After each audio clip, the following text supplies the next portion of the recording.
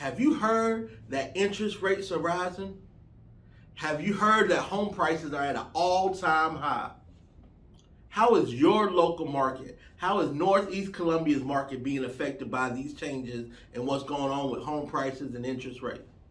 Well, stay tuned because you don't want to miss this month's market update for Northeast Columbia, April 2022. Stay tuned.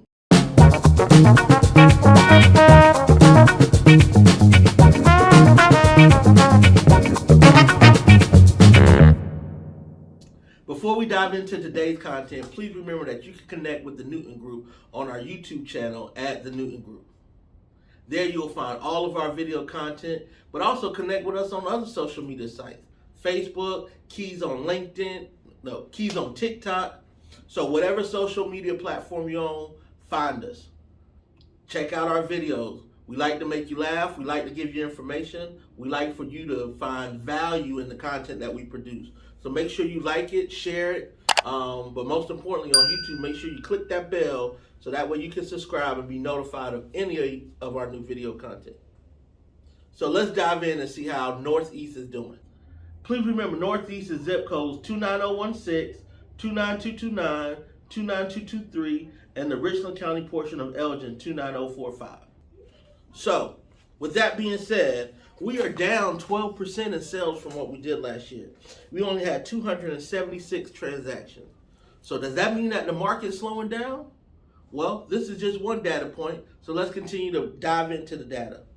Home prices are up 23% from where they were last year, from April 2021. And remember, we've been in a seller's market since prior to COVID. It has just gotten gradually more aggressive to where we're at now. But 23%, remember, NAR, the National Association of Realtors, says the average appreciation in a 12-month period is anywhere between 3 and 7% on average. Of course, these past couple of years has not been the norm. But 23% is outstanding equity that homeowners have. And when you look at the available homes that we have on the market right now in this area, we're down 9%. So still seeing not enough inventory that's going to keep up with the buyer demand that we have. But if you've been watching these videos, and if not, you should. But one of the main things that we look at as a data point is the days on the market as well as the list to sell price. Because this tells us, one, how quick buyers are purchasing properties, and then how much they're willing to pay in relation to the list price. So just as a reminder, last year, which is April of 2021, the average days on the market was 27, and the average list to sales price was 100.44%. Last month, the average days on the market was 28, and the average list to sales price was 100.99%. You ready? Drum roll, please. Best drum roll I got. Don't laugh at me. But the average days on the market for April, 24.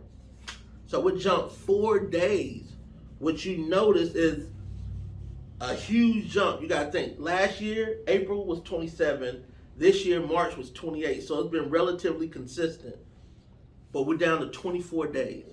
So remember, interest rates start to rise in February. So now we're starting to see some of the effects of that. And we really, the data is showing us that buyers who were on the fence got more aggressive in trying to secure properties because we know the interest rates continue to soar throughout the months of March. So right now, starting May, interest rates are over 5%, which we hadn't seen in a very long time. But also look at what they're willing to pay for the house. So the average sale to list price is 101.47%. So they're paying more, almost a percent more than what they were paying last month. So not only are they paying more, but they're buying homes 4 days faster.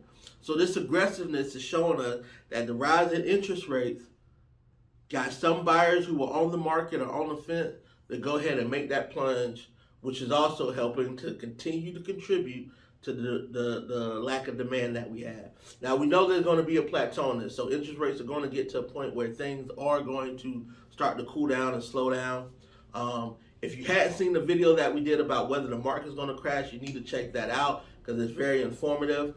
But how can you use this data for you? Well, before we jump into that, let's check out our chart to see how everything is and the price points. So when we look at our chart, so right now that 0 to 100, there's nothing on the market in our area that's active, with 7 closed and 83 pending. So if you have something that's at that price point, now will be a great time to list because you have absolutely no competition. And as we go through and we look, still that 100 to 200, there's a gap there, but that 200 to 300 or 200 to 400, we really see the discrepancy there. But mainly at that, you only got 43 active houses between 2 and 300,000 versus 231 pending. That is a huge discrepancy there. So what can you do? Well, it depends. Are you a buyer? Are you a seller? Are you an investor? How can you use this information?